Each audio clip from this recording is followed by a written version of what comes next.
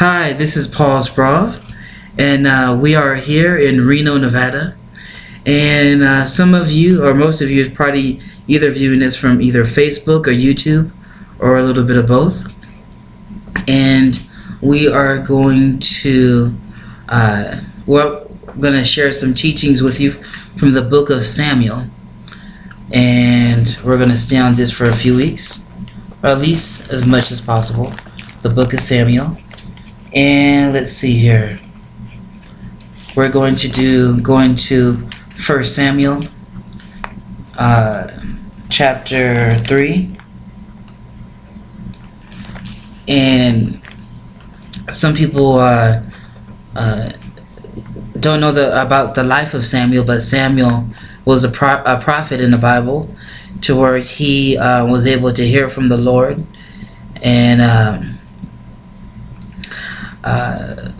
some of the things that God is desiring for us, everyone that loves Him, is to hear from Him. And even though we all may go through different problems and testings and different things that we all go through, it's a part of life that we all go through this interesting journey of life here. Through this journey of this life that we all go through, the Lord desires us to hear from Him, so we can be encouraged by Him and be strengthened by Him, and not just that we can hear from Him for ourselves, but so we could be a blessing to others.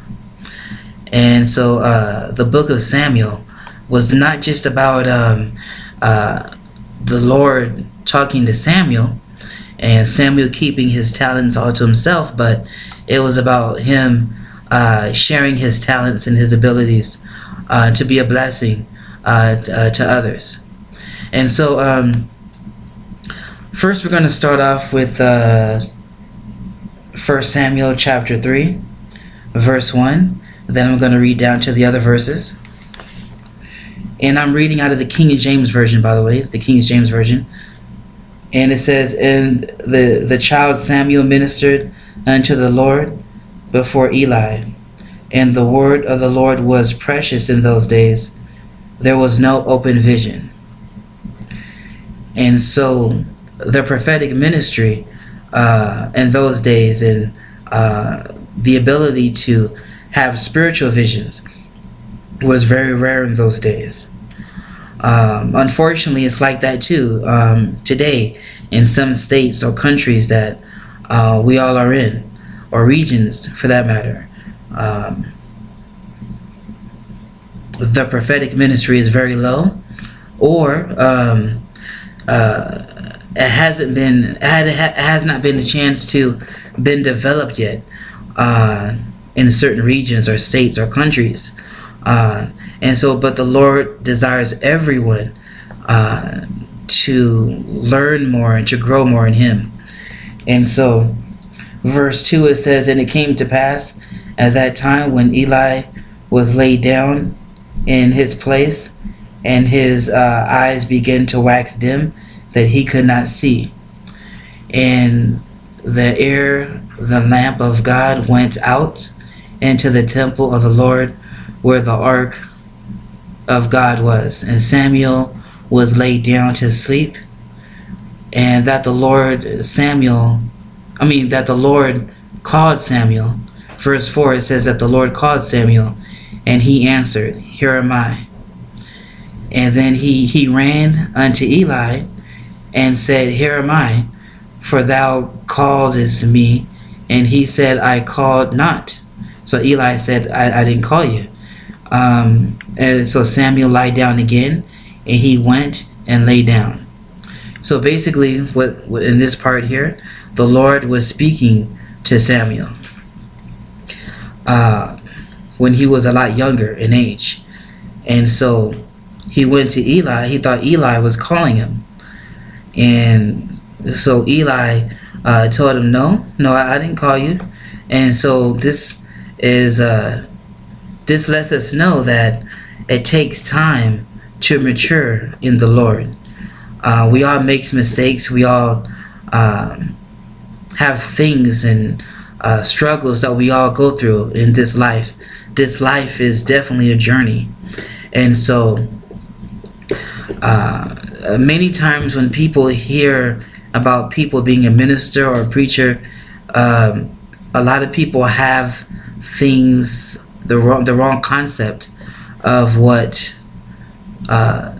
they think people are supposed to be perfect, or something, like when they become a Christian, or when they or they have a title or something like that. But things take time. It took time for Samuel to learn the voice of God. It took quite a long time. So toward the end, in the middle part of the book of Samuel is very exciting and very powerful. But many people forget the beginning stages of ministry. How long it takes. It takes many, many, many years. Sometimes God will have you travel and meet different people, and you hear other people's testimonies, people who are in their 70s, 60s, that have been preaching for 30, 40 years, and it took them 15, almost 20 years to even get a concept on what the Lord would have for them to do. So it takes time. That's why many people some people believe that some people who are much younger, like myself, I'm considered young in a lot of the older preachers' eyes, because I'm 35 years old, so I'm considered young compared to like somebody like that's been in ministry for 40 years, 30 years. Some people have been on drugs for 20, 30 years before they were saved or born again. Some people haven't. And so I really want to, we really have to really be cautious on how we judge one another, because some people may be younger, and sometimes the Lord has them at a younger age, to be developed at a younger age, to do different things for Him. And so we see more and more people younger now that are trying to step into new things in God, but sometimes they're being hurt or damaged by the older crowd that's been in ministry. And so we really have to express our love to people of especially the youth, or those who are young in the gospel, so that they won't be discouraged. No one should have to be on drugs for 20 years or 30 years or 40 years before they preach the gospel. That's not a qualification to preach the gospel. No disrespect to anyone that has been on drugs for 40 years. I mean, we all struggle with something. What's one man's temptation may not be another man's temptation. What's one man's struggle may not be another man's struggle. So it's up to us to express ourselves in love, so that we don't judge one another just based on our youth and things like that, or even the color of our skin, for that matter. But let's see, the book of Samuel. It says here, let's see, I was on verse 6, and the Lord called yet again Samuel, and Samuel arose and went to Eli and said, Here am I, for thou didst call me. And he answered, I called not, my son, lie down again. And verse 7, it says, Now Samuel did not yet know the Lord, neither was the word of the Lord yet revealed unto him. So this shows that the word of the Lord may not even be revealed to some people, but the Lord can still open up a capability for them to hear from Him. That's because of the love that He has for His people.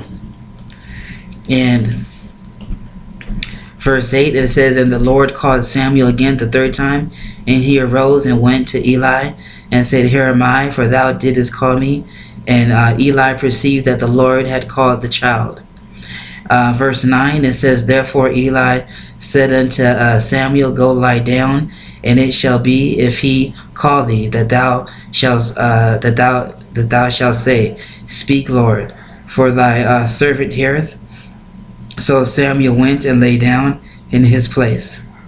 And the Lord came and stood and called as at other times, Samuel, Samuel. And then Samuel answered, Speak, for thy servant heareth. So this time, in verse 10, it says that Samuel was now ready to hear. He was ready to hear what the Lord had to say. And verse 11, and it says, And the Lord said to Samuel, Behold, I will do a thing in Israel, at which both the ears of every one that heareth it shall tingle. In verse 12, it says, In that day I will perform against Eli all things which I have spoken concerning his house. When I begin, I will also make an end. For I have told him that I will judge his house forever for the iniquity which he knoweth, the iniquity which he knoweth, because his sons made themselves vile, and he restrained them not.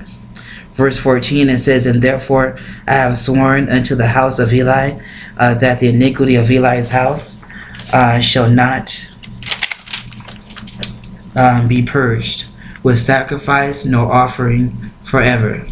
And Samuel, verse 15, and Samuel lay until the morning and opened the doors of the house of the Lord. And Samuel feared to show Eli the vision. Then Eli called Samuel and said, Samuel, my son. And he answered, Here am I. And he said, What is the thing that the Lord hath said unto thee? I pray thee, hide it not from me. God do so to thee, and more also, if thou hide not any thing from me, all the things that he said unto thee.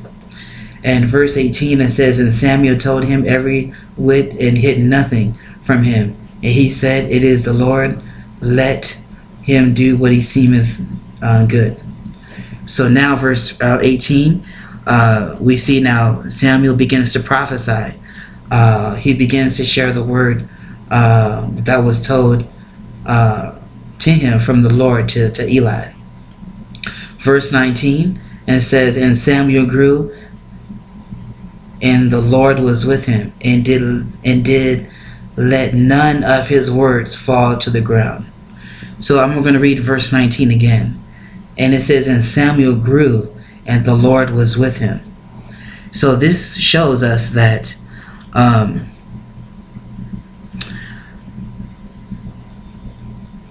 Lord has pleasure. He takes pleasure in people growing and maturing in him. It takes time to understand the things of God. That's why some people are called at a younger age to do either just small groups or just different things, to do creative type of things prophetically, all types of things for God. And sometimes the older crowd may look at the younger person and may not totally understand, but sometimes God can call people at a younger age, but it takes time for all of us. We all should, it is really important for us to really love each other and express love, not compare each other with our titles and gifts, but love each other. It's really important to help each other grow, because we all need prayer. And so in verse 20, and says, And all Israel from Dan even into Beersheba knew that Samuel was established to be a prophet of the Lord. And verse 21, and the Lord appeared again in Shiloh, for the Lord revealed himself to Samuel in Shiloh by the word of the Lord. And so some people say baby steps is good to take baby steps in different goals. Short-term goals, long-term goals. It's good to take your time and take baby steps. And I want to encourage you today, whoever's watching this, Take your time in God. Have fun in God. Enjoy Him. And again, my name is Paul Sprauve. We're here in Reno, Nevada. And God bless you. I hope you enjoyed the teaching.